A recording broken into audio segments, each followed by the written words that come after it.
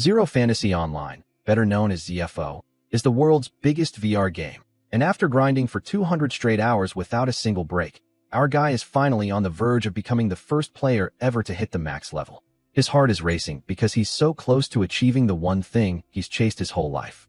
No matter whether it was school, sports, or any other challenge, he always fell short of reaching the very top, but this time felt different. He just wanted to leave his mark on history. As he faces the final boss and prepares to claim his place as number one, a sudden pain strikes his chest. His vision begins to blur, darkness closes in, and before he can process what's happening, he dies. But instead of everything ending, he wakes up lying on the ground in a completely unfamiliar place. Confused, he hears shouting nearby and rushes toward the noise, only to find farmers being attacked by goblins that are destroying crops and beating villagers. The moment he sees them, he recognizes them instantly. These are monsters straight out of ZFO. The farmers desperately fight back with farming tools, but they don't stand a chance.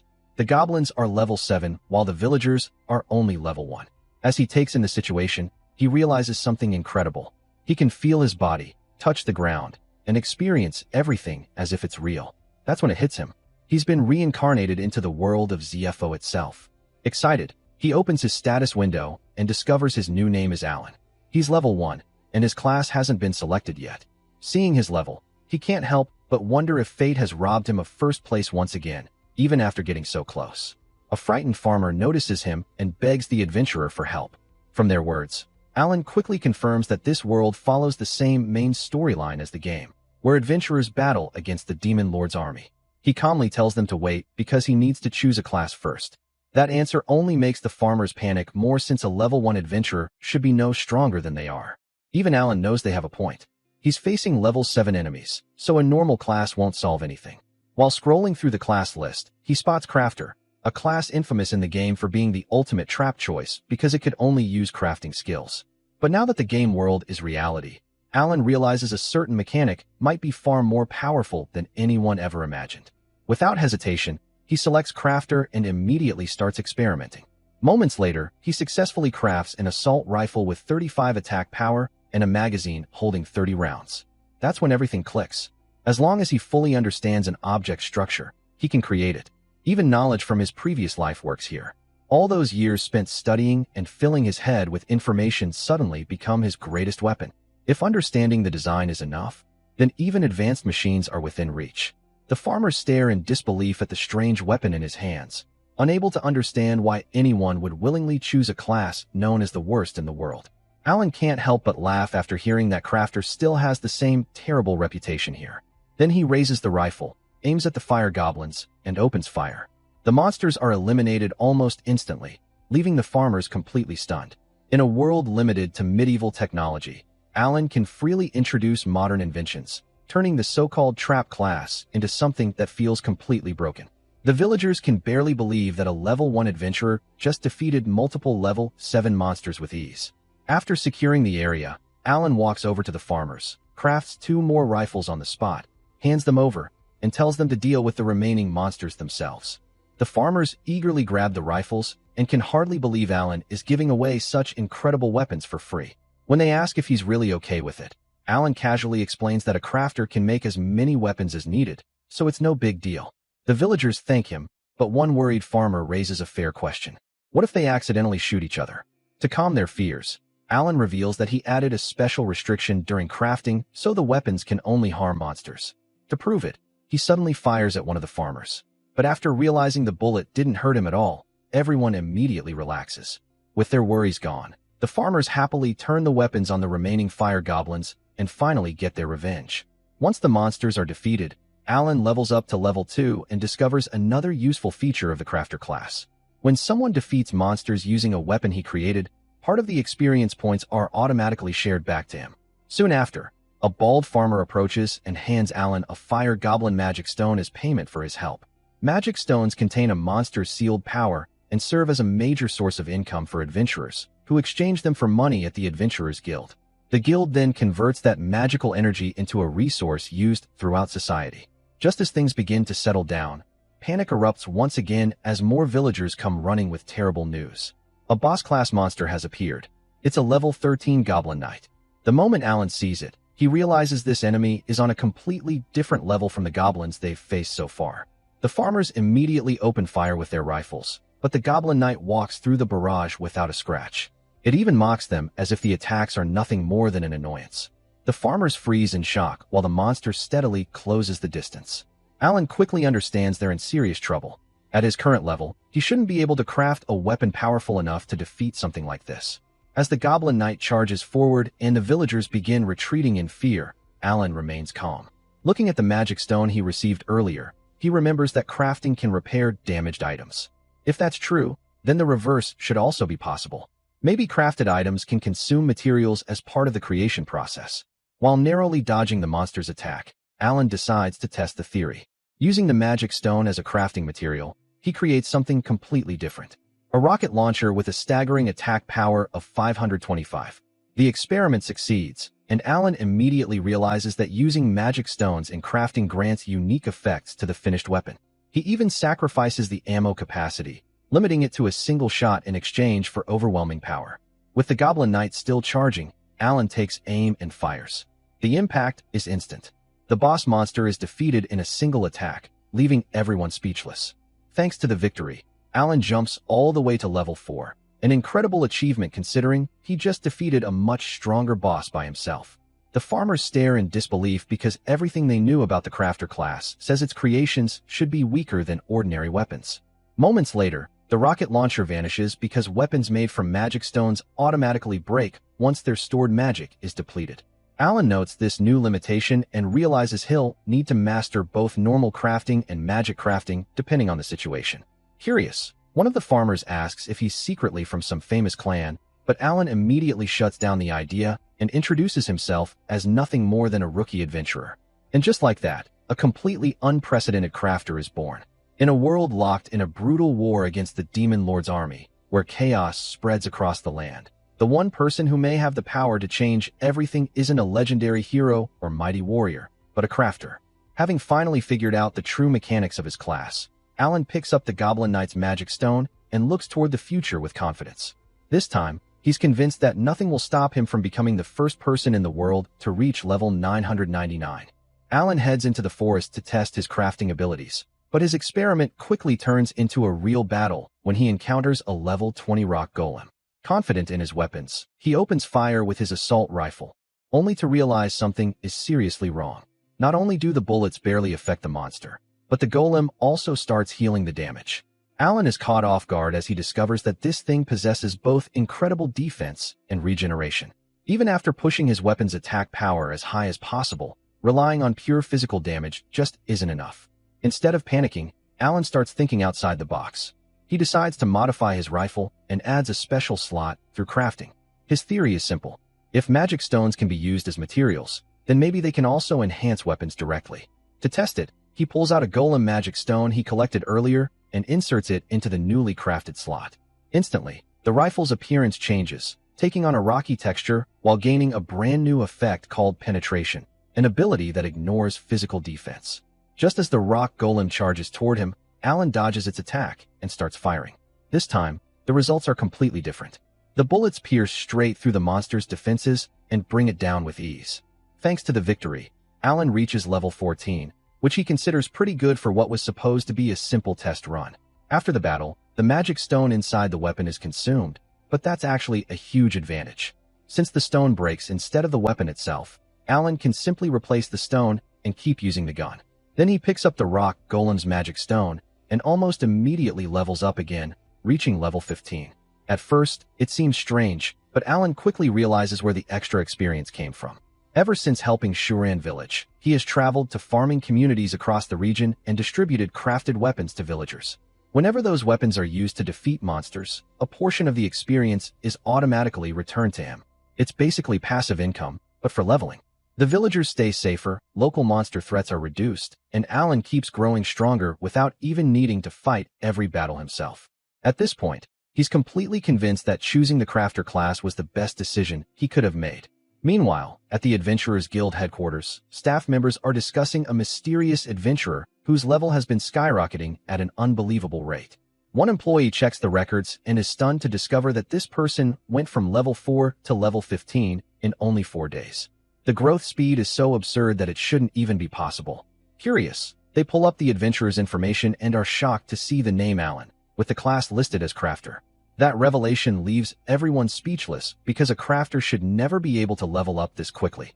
One of the supervisors remembers seeing a strange battle report earlier and projects the recorded footage onto a magic crystal. The room watches as Alan completely overwhelms a level 20 rock golem using a bizarre weapon nobody recognizes. The sheer firepower leaves the guild staff stunned. Even though Alan is officially only level 15, the destructive power of his attacks looks closer to what a level 50 adventurer should be capable of, making it clear that this rookie crafter is already breaking every rule the world thought it understood. The guild staff are left stunned after analyzing Alan's performance because by all logic, crafted weapons should be far weaker than standard gear, yet his output completely breaks that rule. The in-charge admits he doesn't understand how it's possible, but he recognizes Alan as something beyond normal standards and immediately decides to report everything to the guildmaster, convinced that the vessel they've been searching for has finally appeared. Meanwhile, attention shifts back to Alan as he continues his journey, now standing in a harsh desert battlefield where a level 27 sandworm boss emerges from beneath the sands. The monster is unusual, having low defense but insane HP, making it the perfect test target for weapon scaling. The sandworm attacks, but Alan smoothly dodges and decides not to use his rocket launcher since it only allows a single shot and limits testing potential. Instead, he wants to push smaller weapons to their extreme using retrofitting. Using the rock golem magic stone he recently obtained, he crafts a handgun with an attack power of 12, 20, and 17 rounds, then further fuses it with another magic stone, boosting its power even more while adding a freezing effect. Confident in the setup, Alan notes that even if it doesn't one-shot the boss, the freeze effect will secure control. The sandworm rushes in, but the moment Alan fires, the bullet lands and the massive creature instantly freezes solid mid-attack. Without hesitation, Alan closes in and uses the handgun to shatter the frozen body, proving that even a small weapon, when enhanced properly, can annihilate a boss-level monster. This confirms once again that choosing the crafter class was absolutely the right decision. After collecting the sandworm's magic stone, Alan decides to return to town and convert some of his loot into cash. At the Adventurers Guild branch, he calmly places a large stack of magic stones on the counter and asks the receptionist to exchange them for money. The receptionist is shocked by the sheer quantity and asks him to wait while she confirms his identity. But the moment Alan says his name, her expression suddenly shifts into alarm and she quickly rushes off without explanation. Left confused, Alan stands there wondering what just triggered that reaction, but the situation escalates fast. Within moments, guild guards rush in, surrounding him completely and declaring that he is under suspicion. Alan tries to question what is going on, but before he can get any answers, they restrain him with chains and inform him that he will be taken to the guild headquarters for interrogation. Alan is escorted by knights straight into the Adventurers Guild headquarters, where the real heavyweights of the guild are already waiting in a tense meeting room. As he's brought in, the guards are ordered to release him, and the guild leaders quickly apologize for the rough handling, admitting they only did it because his leveling speed is way too abnormal to ignore. A black-haired guild leader calmly says they just needed to meet him in person, which makes Alan smirk a little as he calls it quite the welcome before asking what they want from him. Another guild member immediately steps in and starts interrogating him about the weapon he used, the gun. Alan replies without hesitation that he can explain it, but they probably wouldn't understand since it's based on technology that doesn't exist in this world. That answer makes a brown-haired guild member laugh, mocking him for talking big when he's just a crafter, and then questioning if the gun is even that impressive. Alan instantly realizes they're trying to provoke him into revealing information, so instead of playing along, he casually hands over the assault rifle he once gave to the farmers and tells them to test it as much as they want. The guild members are stunned when they examine it and see its stats, an attack power of 50, comparable to a knight-level fighter, and a 30-round capacity that should be impossible in this world's standards. Shock spreads across the room as they realize this is far beyond normal equipment, but Alan doesn't stick around to enjoy their reactions. He turns to leave, calmly saying his goal is to reach level 999, so he doesn't have time to waste. One guild member suddenly stops him and asks if his ultimate goal is to defeat the Demon King, and Alan confirms it casually, saying it aligns with their goals too. He mentions hearing from an old villager that the Demon King's army is already causing chaos, and the guild member confirms it grimly, revealing humanity is facing an unprecedented crisis, even losing a major city recently. Alan responds like it's just another task he'll handle eventually, but tells them to schedule things properly next time instead of dragging him in like this. As he starts walking again, another guild member stops him once more and suggests he join a clan for faster progression, explaining that clans are organized adventurer groups and recommending an A rank one. In the next second, multiple guild members jump in trying to recruit him for their own clans, but Alan shuts it all down, saying he has no intention of joining any clan right now because he prefers complete freedom. The guild members accept it and tell him to contact them if he ever changes his mind. With that, Alan finally leaves the headquarters, while behind him the guild leaders admit he's an impossible man to read, and begin studying the gun in confusion, completely unable to understand how a crafter of his level could create something like this. Realizing it's beyond normal comprehension, they decide to call in the kingdom's top crafters and blacksmiths for a full analysis. Meanwhile, the scene shifts to the entrance of the World Mine dungeon, where Alan has already arrived with a crowd of adventurers preparing to enter. The dungeon is an instance-type system, meaning each party gets their own separate space, avoiding competition over monsters.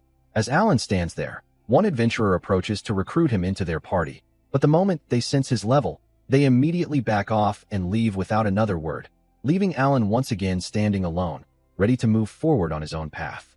As one of the adventurers walks off, he warns Alan not to even think about entering the level 25 dungeon while being only level 15, but Alan barely reacts because honestly, he wouldn't be here in a low-tier zone at all if it wasn't for the level gap adjustment system.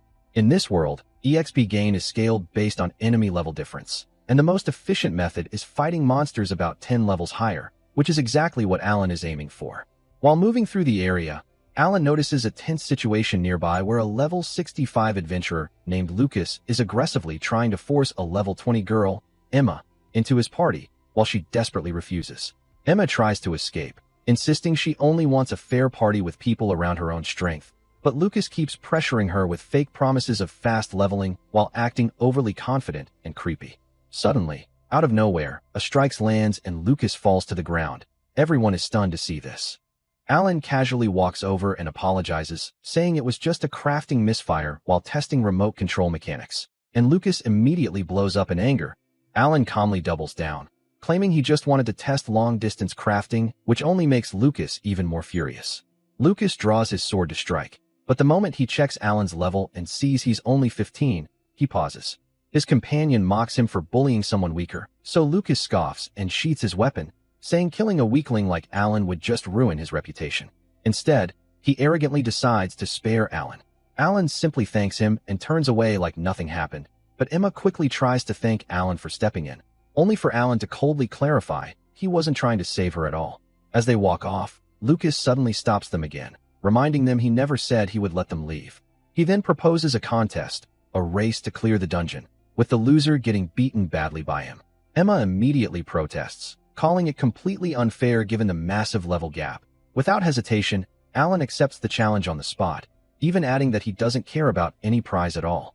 Lucas laughs confidently, convinced there is no 1 in a million chance of Alan winning anyway. Alan, unfazed, fires back with calm sarcasm, saying even if he does win against someone like Lucas, the prize probably wouldn't be worth much either. That final line snaps Lucas completely, while the dungeon atmosphere turns even more tense as the race is about to begin. Emma immediately tries to stop Alan, warning him that this dungeon is way too dangerous for someone at his level, but Alan stays calm and tells her not to worry because he already planned to hunt here from the beginning. Without hesitation, he starts walking toward the dungeon alone, which makes Lucas laugh and mock him for going solo, telling him to at least gather some weak party members. Alan fires back smoothly, pointing out that even a level 65 guy like Lucas still needs a gang to feel confident, instantly ticking Lucas off. But Alan doesn't bother sticking around for drama and keeps walking, saying he doesn't care how Lucas and his buddies operate. Just then, Emma rushes after him and sends a party invitation, insisting she wants to join him, but Alan casually declines, leaving her shocked. Still, Emma refuses to back down, saying she feels responsible for the situation and sends another invite. Seeing how stubborn she is, Alan finally gives in and accepts, making her visibly relieved and grateful. At the gate, Alan checks the dungeon world record clear time, 19 minutes and 12 seconds, and quietly decides he's going to beat it without any trouble. Inside the dungeon, the moment they enter, they are immediately ambushed by level 20 to 22 monsters. Emma gets nervous seeing the swarm and admits breaking through alone will already be hard, let alone reaching the boss. Alan stays relaxed and tells her these are just weak monsters, then suddenly tells her to put her staff away because she'll be fighting with him properly. Right after that, he crafts a set of machine guns with 135 attack power, 0-second reload capability, but heavy recoil, instantly shocking Emma at the sight of such an unknown weapon. Alan explains that only he can create weapons like this in the entire world, then quickly teaches her how to use it. Without wasting time, Alan starts mowing down monsters effortlessly while Emma watches in disbelief as entire waves fall in seconds. Slowly, she tries using the weapon too, but struggles to control the recoil, barely managing to keep it steady as the dungeon battle explodes into chaos around them. Alan calmly explains why he intentionally designed the recoil to be so high, saying that this dungeon is packed with enemies anyway, so even blind spraying will eventually hit something. Then without wasting time he announces that he's heading straight for the boss.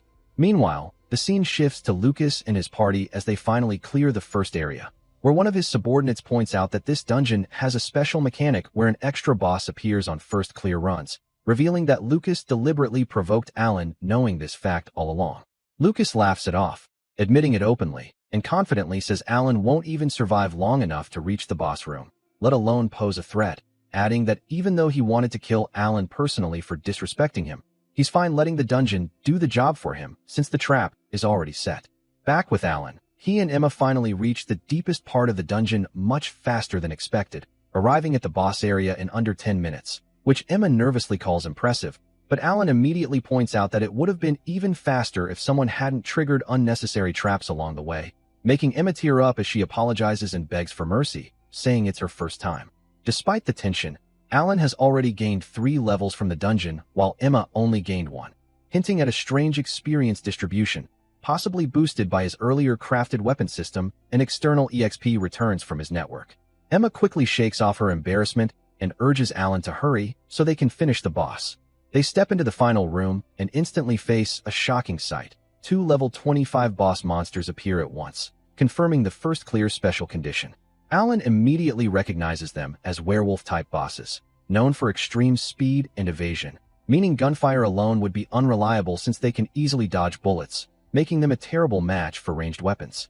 He quickly tells Emma to provide suppressive fire to hold them back while he plans the next move.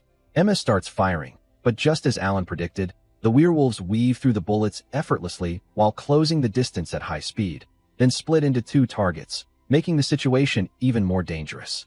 Alan assigns Emma to handle the queen werewolf while he takes the king, but as Emma watches the monsters easily evade her shots, she starts to panic, realizing they might actually lose. Just as the queen werewolf prepares to strike her down, Alan suddenly moves without hesitation and begins crafting mid-battle, setting up something unexpected to turn the tide at the last second. Alan had already read the battlefield perfectly, and just as the werewolves rushed in, he instantly crafted a jaw trap that snaps shut and locks both the queen and king werewolf in place, freezing them completely mid-attack. Even Emma is left stunned, unable to believe how they suddenly got immobilized, while Alan casually reminds her that he already told her to buy time so he could set this up. Emma can't hide her amazement as she realizes everything. Even that earlier clash with Lucas was actually a setup test to confirm he could craft remotely under pressure. With the monsters trapped and helpless, Alan walks straight up to the king werewolf and summons a handgun, firing without hesitation as it struggles uselessly against the restraints, turning what was once a deadly boss into an easy target as Alan finishes it off and collects its magic stone. At the same time, Emma manages to defeat the queen werewolf on her side and excitedly reports her victory, and right then the dungeon system announces a shocking result, a new world record clear time of 9 minutes and 48 seconds. Emma is thrilled hearing it, but Alan stays calm, already thinking ahead and quietly planning to return tomorrow to take the #1 record spot for himself. After clearing the dungeon, they head to the teleportation zone and return to the outside world, where Emma curiously asks about the guns, and Alan surprisingly hands them over to her as a gift without hesitation. Nearby adventurers recognize Alan as the same guy who had been clashing with Lucas earlier and assume he must have backed out of the raid and escaped early, even praising him for being smart enough to survive. But Alan calmly turns back and corrects them, saying they didn't retreat at all because they already cleared the dungeon.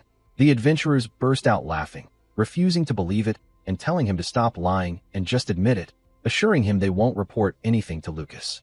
Still unconvinced, they tell Alan to prove it by checking the record crystal, but even while walking there they keep mocking him for being low-level with a supposedly useless crafter job. However, the moment they activate the record crystal, Their expressions completely freeze in shock as Alan's claim is proven true, and one of them even stomps the ground in disbelief after realizing the impossible clear time is real. The entire group falls silent, stunned by the result, while Alan calmly observes their reaction and decides to give them a small demonstration, casually crafting submachine guns right in front of them to answer every doubt without saying another word. The adventurers are completely stunned after seeing Alan's strange weapons, but what shocks them even more is the raw attack power, which completely breaks the limits of normal crafted gear. Emma, trying to stay confident, starts bragging that the weapons are actually easy to use and begins demonstrating how they work, but in a sudden accident she accidentally pulls the trigger, sending bullets spraying everywhere as she panics in real time, leaving everyone frozen at the sheer uncontrollable firepower. The crowd quickly shifts from confusion to excitement, and one adventurer immediately tries to ask about Alan's identity, only to realize he has already left without a trace. For Alan, staying any longer is pointless, so he simply moves on without looking back. Among the crowd, a mysterious blue-haired woman silently watches him leave, her expression unreadable. Meanwhile, a few dozen minutes later, Lucas finally exits the dungeon with his group, loudly boasting that they nearly broke the 50-minute clear record, acting proud and arrogant as they sit outside to wait for Alan and Emma. Just then, an adventurer from earlier contacts Lucas and informs him that Alan and Emma have already left, instantly triggering Lucas's anger as he assumes they ran away, while his companions mock Alan for talking big and then escaping. But the adventurer corrects them again, dropping a bombshell that Alan and Emma actually cleared the dungeon. Lucas refuses to believe it, laughing it off as impossible, but the adventurer adds that they even set a new record clear time, which makes Lucas freeze before rushing toward the record crystal in disbelief, shouting that there is no way this could be real. However, the moment he checks the crystal, reality hits hard as he sees Alan and Emma cleared the dungeon in under 10 minutes while he took nearly an hour, leaving him completely shaken and unable to accept it, even as his companion tries to snap him out of it. At the same time, in a separate location, a man sits inside a quiet office studying Alan's profile with a serious expression, clearly disturbed by his rapid rise in strength, and without hesitation, he orders an assassin to eliminate Alan, offering a massive reward, signaling that Alan's growing power has now drawn attention from far more dangerous forces.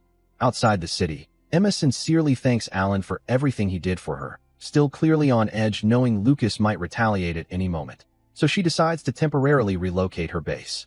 Alan casually offers to teach Lucas a lesson so he won't bother her again, but Emma refuses right away, not wanting to rely on him forever and trying to keep her pride intact. They part ways, and just as Alan is leaving, Emma suddenly calls out from behind, half panicked but determined, telling him not to break the record in Wolf's Tunnel because she also wants her name written in history. Alan simply smiles, agrees not to touch the record, and keeps walking, while Emma cheers him on and tells him to party up with her again if they ever meet in the future. A few days later, Alan heads to a remote location to test out his crafting abilities, focusing on something that could massively improve his future efficiency. He successfully crafts a full tank and even climbs inside to examine the control system, confirming he can perfectly recreate its structure. When he tries to move it, nothing happens, and he quickly realizes why. There's no fuel source. He understands that while Crafter can reproduce anything as long as the structure is known, there are limits, especially for rare resources like water, electricity, or gasoline. But Alan already anticipated this issue and begins thinking of a workaround.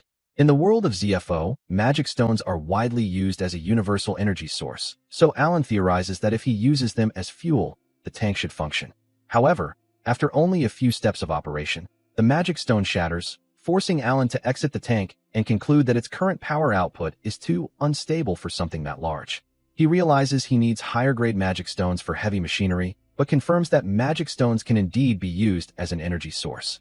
Shifting his focus, Alan decides to test something smaller and crafts a voice recognition drone, attaching a magic stone to see how far it can operate. He commands it to record everything in the surroundings, and the drone immediately activates and flies off, confirming his idea works, which makes Alan satisfied as he even starts thinking about upgrading it into a combat unit by replacing the camera with weapons.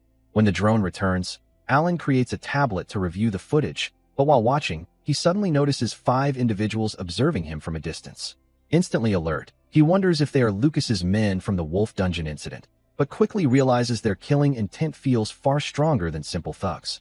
Deciding not to wait, Alan chooses to confront them directly, crafting a submachine gun as he begins walking toward their location. Meanwhile, the hidden group of assassins notices Alan approaching and start questioning whether he has actually detected them, though some of them confidently dismiss the idea, believing it impossible since they are level 65 elite assassins trained in top-tier stealth. Alan's prediction turns out to be completely accurate as he casually states that all 5 assassins are hiding in the area, instantly breaking their confidence in stealth. Shocked, one assassin immediately reports to their boss, but the response is simple and cold: eliminate him.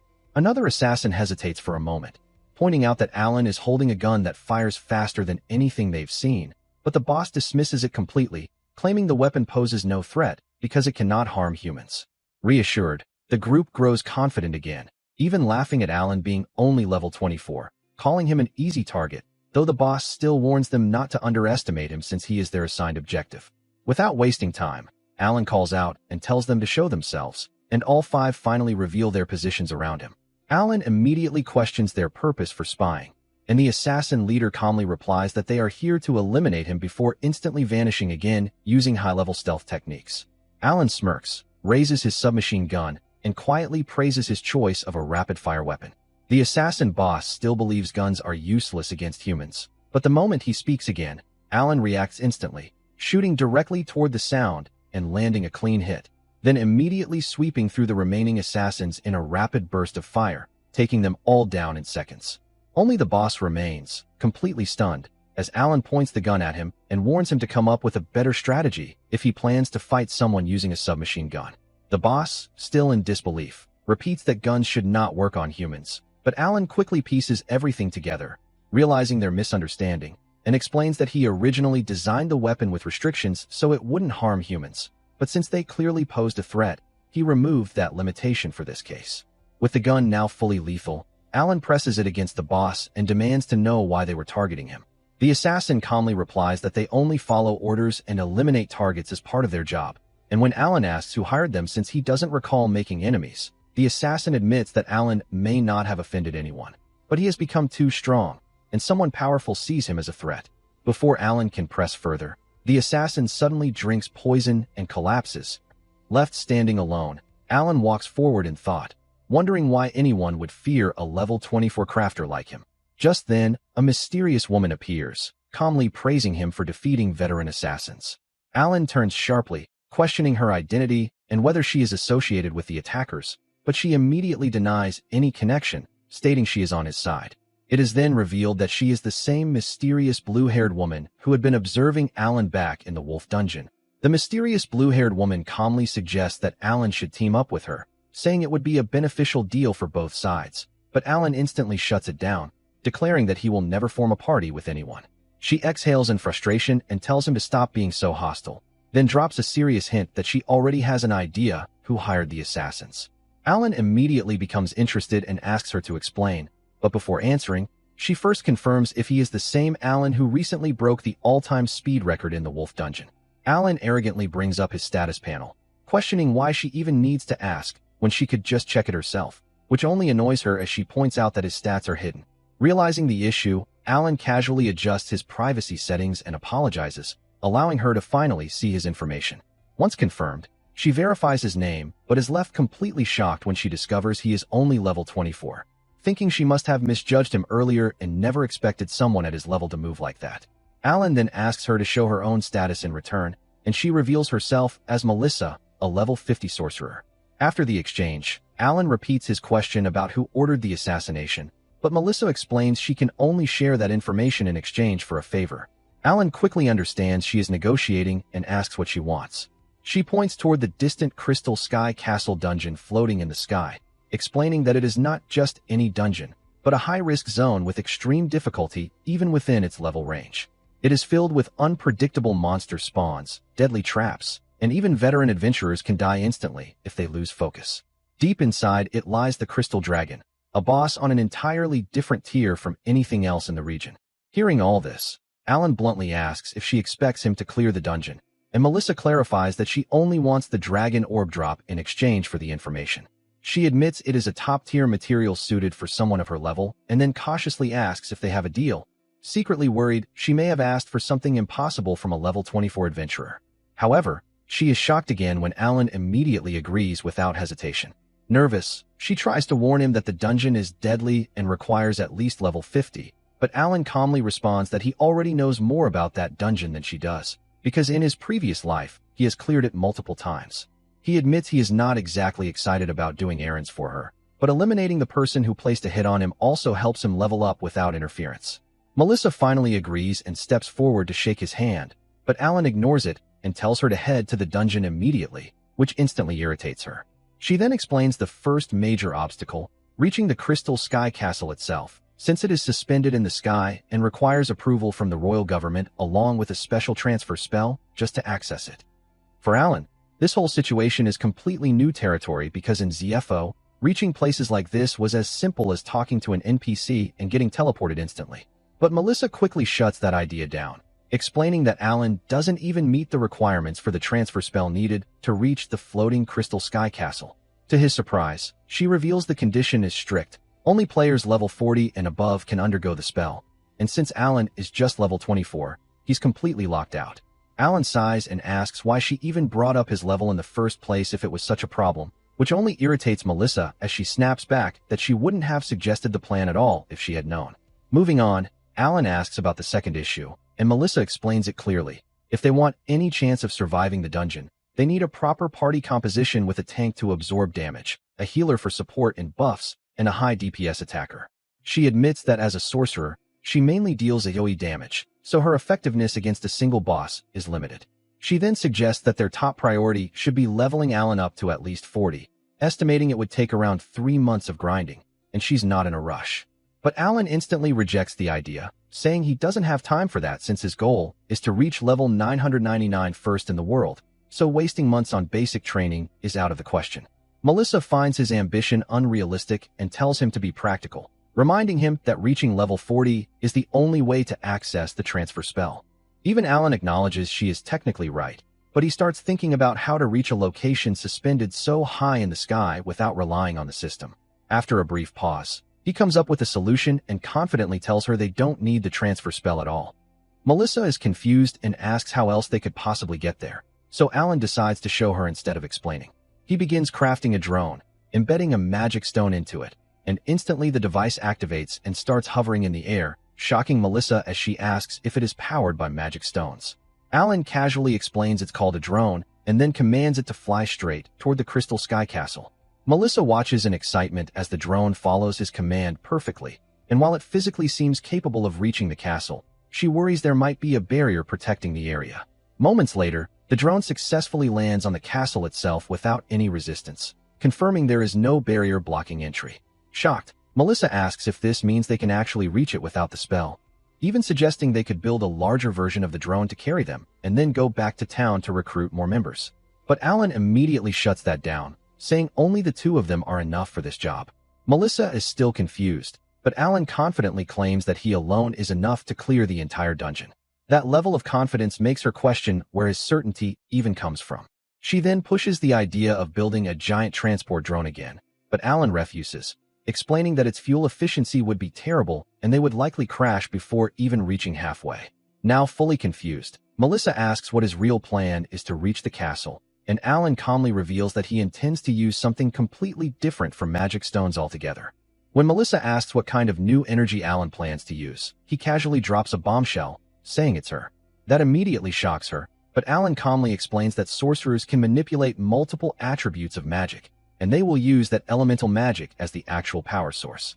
Melissa is completely confused, so Alan decides not to over-explain and simply starts crafting a hot air balloon on the spot, saying they will use it to fly to the castle instead.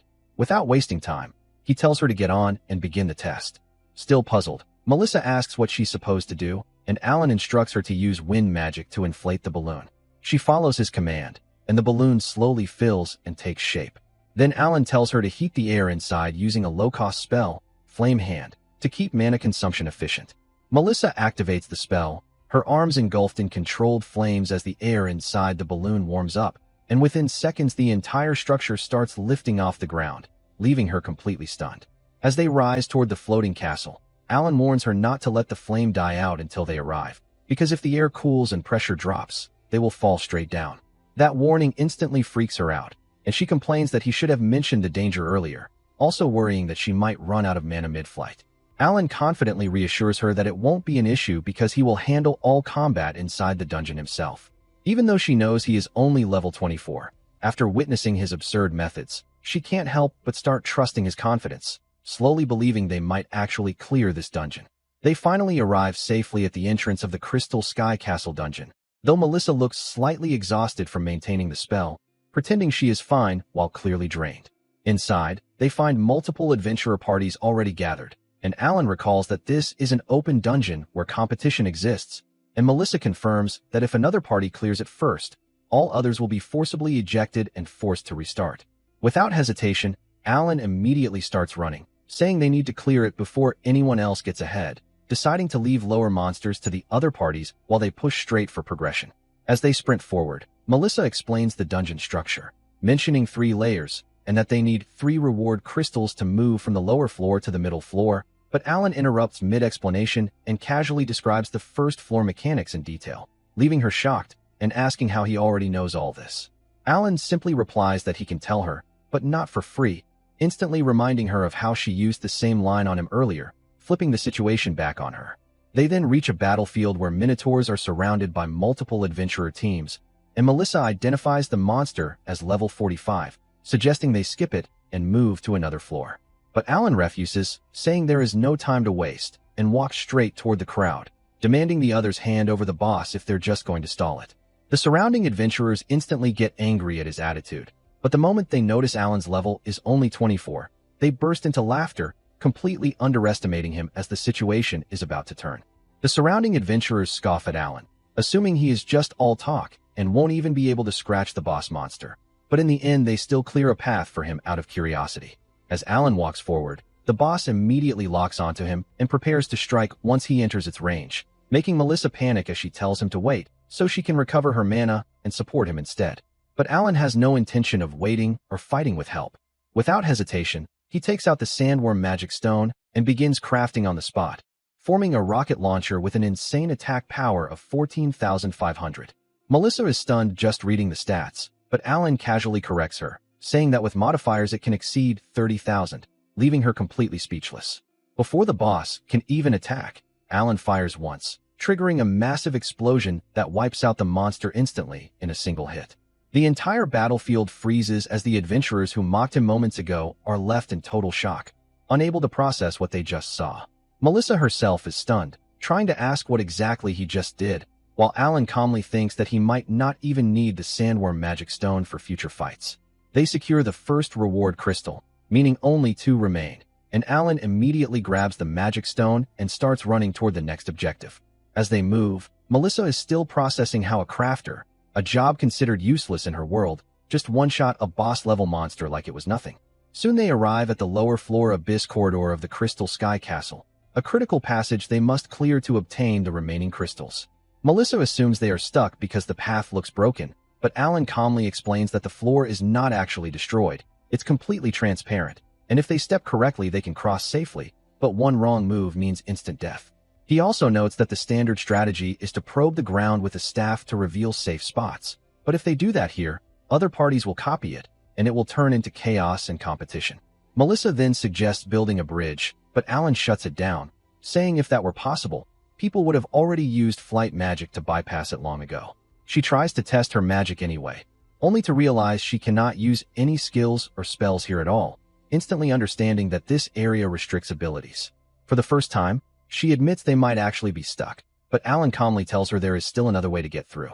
Even though Alan can't use his crafting skills directly in this area, he still has access to his inventory, so he calmly pulls out a pre-made gadget while explaining that it's all about preparing things in advance. Curious, Melissa asks what it is, and Alan reveals it's a night vision scope made using evil bat magic stones, a device that allows him to see through the transparent floor. Melissa is impressed but confused, asking when he even had time to make something like this, and Alan casually replies that he built it while she was distracted by the hot air balloon ride. That answer leaves her silent, quietly realizing that even though she doesn't fully understand the dungeon's mechanics, Alan is always one step ahead. Alan equips the device, activates night vision, and instantly the invisible paths become clear, letting him see the safe route perfectly. Without hesitation, he grabs Melissa, making her instantly blush in surprise as she yells what he is doing, but Alan simply says it's safer this way and starts sprinting forward. Melissa, still flustered and half panicking, tells him to slow down and be careful, but Alan ignores her complaints and confidently moves across what looks like open air. The other adventurers watching are stunned, unable to believe he is running across nothing as if it were solid ground, while Melissa continues crying out for him to be more careful. Before long, they reach the next gate, where the path splits into two directions. Melissa asks which way to go, and Alan calmly explains that both routes are correct and each leads to a crystal at the deepest point. She immediately suggests splitting up, but Alan notices her tone and asks if she is angry, which only makes her snap at him to shut up. Still, Alan decides against splitting because he figures it would be dangerous if she gets killed, and when he casually adds that he needs her alive for information about the assassination, she gets even more annoyed, but agrees to stay together anyway. They continue forward until they reach the corridor of condemnation, a deadly path where a single mistake means instant death from the massive drop below. As Melissa worries about how to proceed, Alan simply starts crafting a tool, saying they just need to break through the mechanism. Since skills and magic are now usable again, Melissa joins in and begins attacking the traps, helping clear the way. After surviving the corridor, they arrive at the Chamber of Precipices, a strange area with unfamiliar walls and the crystal positioned high above. Alan tells Melissa to touch the wall, and when she does, she immediately reacts in disgust, saying it's slippery and strange, then angrily asks why she had to test it. Thinking quickly, she suggests using crafting to scale the wall without directly touching it, and Alan actually praises her for once, saying she finally understands how versatile a crafter can be. Melissa activates her fire hand skill, getting ready to push upward, and suggests a simple plan: just have Alan craft a hot air balloon so they can fly straight to the top of the wall. But Alan instantly rejects the idea and instead crafts a lift designed specifically for vertical movement. Once they step inside, he activates it and calmly explains that it can transport both people and objects straight upward without any effort. Within seconds, they reach the top of the wall and secure the second crystal, leaving only one left to collect. Without wasting time, Alan heads toward the next objective, and they soon arrive at the Poison Swamp Chamber, a deadly lake of toxic swamp water where even a single touch can inflict severe status effects. Hearing this, Melissa nervously asks what kind of crafting solution he has planned this time, and Alan casually begins crafting again, but instead of something flashy, he produces a simple wooden board. Melissa is stunned, expecting another overpowered invention, but Alan calmly explains that not everything needs to be complicated and a basic boat will do the job. She looks disappointed but still steps on board, only to realize there are no oars or paddles. Alan then tells her she becomes the engine, leaving her confused, until she realizes he expects her to use wind magic to move them forward. Slightly annoyed but cooperating, Melissa uses her wind magic to propel the boat, while complaining about how much effort it takes, and Alan silently lets her handle it as they cross the swamp. Soon they arrive safely and obtain the third crystal, completing the set. Melissa, now relieved, admits she never thought they would actually clear these challenges so smoothly, but Alan simply replies that this is normal since crafter is the strongest job. As he continues walking toward the next area, Melissa silently realizes that it isn't just the class that is strong, it is Alan himself, and despite knowing him for only a short time, she becomes certain that he is someone destined to leave his name in history. A few minutes later, they reach the transfer chamber of the lower floor where the crystals must be placed into a pedestal to move to the middle floor. With everything nearing completion, Melissa finally asks how Alan never gets lost, commenting that it feels like he already knows every corner of the castle. Alan casually replies that he is staking his life on it, and they activate the transfer, teleporting to the entrance of the middle floor. Upon arrival, Alan recalls that the middle floors function as instance-based dungeons, while Melissa comments on how strange it feels to have a portal inside a dungeon. Alan compares it to a Matryoshka doll, and when she doesn't understand, he promises to explain it properly later if he remembers after clearing the castle. As Alan prepares to move forward, Melissa suddenly stops him and unexpectedly suggests they have a match before continuing the raid.